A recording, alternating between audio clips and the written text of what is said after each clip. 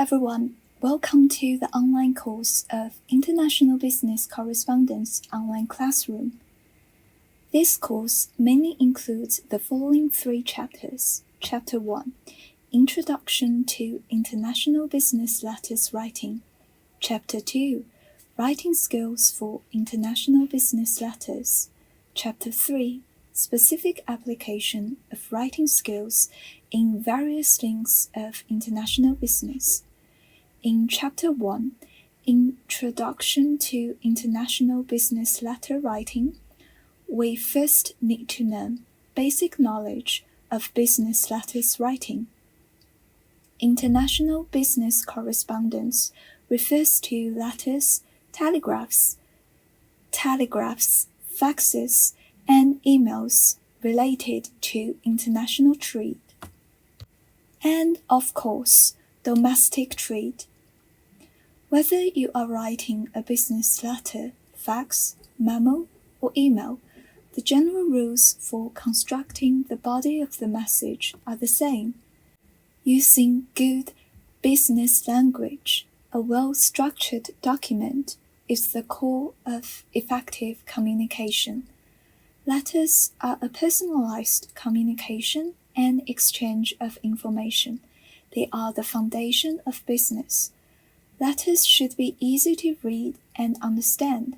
They must be friendly and polite. Business letters should cultivate goodwill.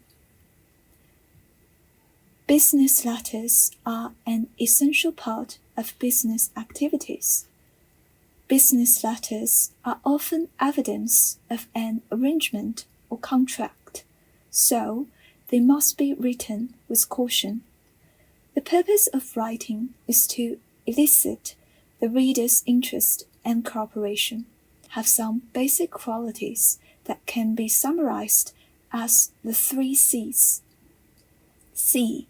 Clear, concise, courteous. It has its own unique language style, jargon, and abbreviations.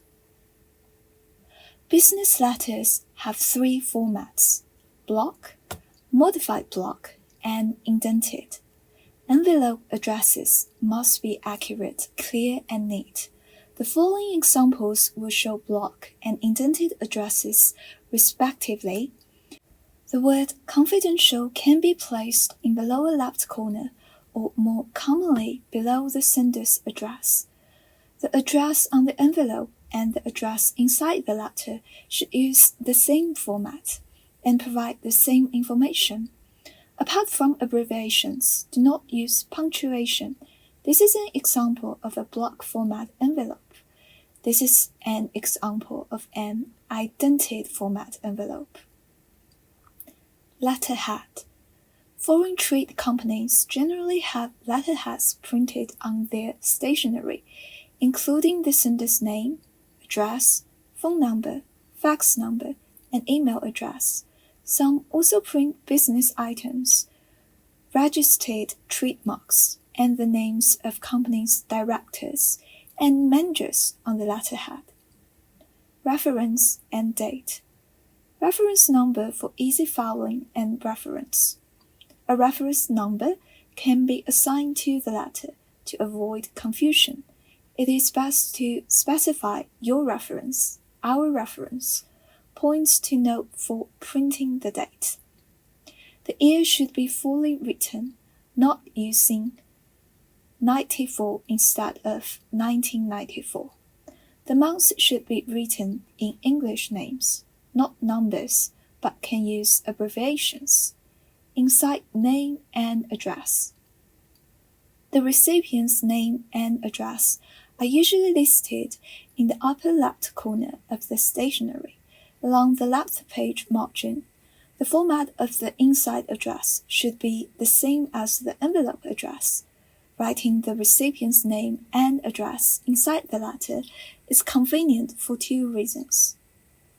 When sending, it can be compared with the envelope address to avoid errors when placing it in the envelope.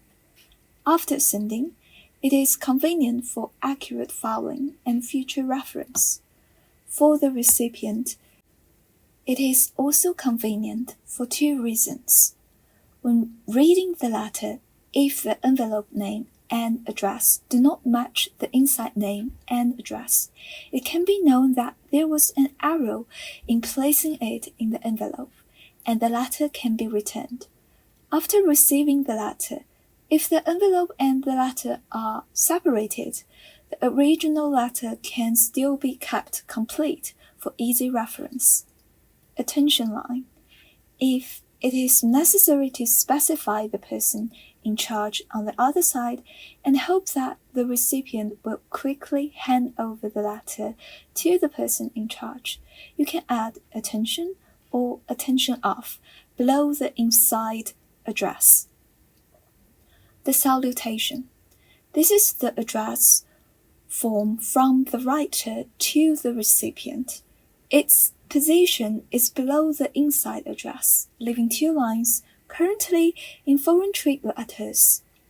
The commonly used salutations are Dear Sir, Dear Madam, Dear Sirs, Dear Madame, Gentlemen.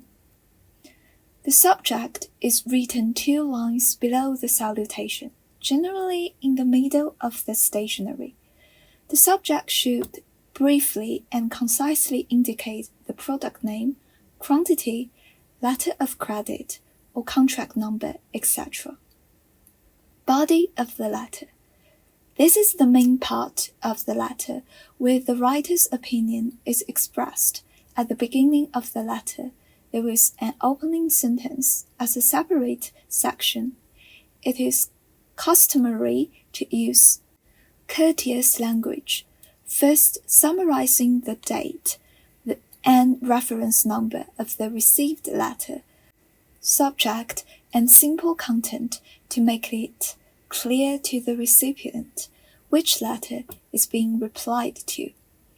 If it is the first correspondence, you can also use the opening sentence to make a necessary self-introduction at the end of the letter.